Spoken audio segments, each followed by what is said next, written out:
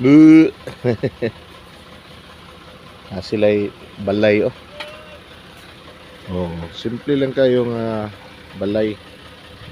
Pero dili sila mainitan ini kuha nila kaon.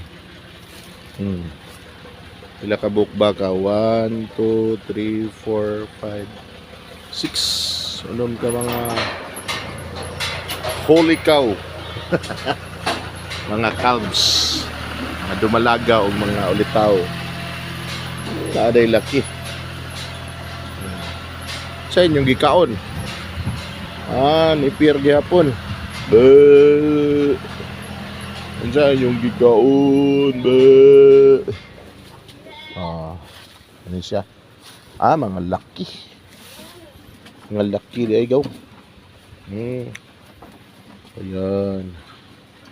Diri ilahang balay. So, na sila ka laag-laagan.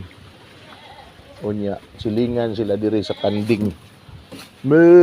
Uy, silingan man mo sa kuwan. Asa man si brother? Uy, naibagong nanganak. 1, 2, 3, 4, 5.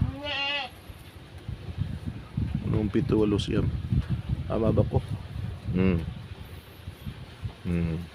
Lingan sila. Ang kanding o ang baka mo na tama gid sa tong channel nga baka nya diri kanding. Kung baliyon gaw kanding. O nya diri baka. Nara baka. Daghan mga batan-on nga kailag baka ug wa pod kailag kanding. Mga laki din yo. Tungod kay ang tag-iya diri mga Benedictine monks ang gibutang ni Brother Bernard diri di holy cow. Ang balahan nga baka.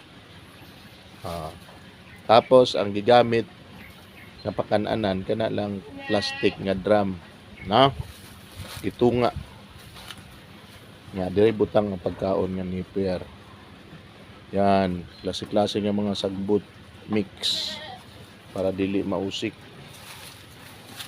Diri pod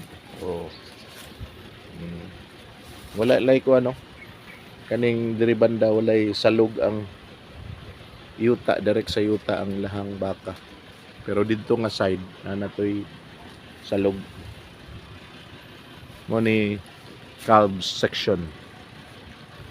Ug sa eskwelahan pa ni section calves.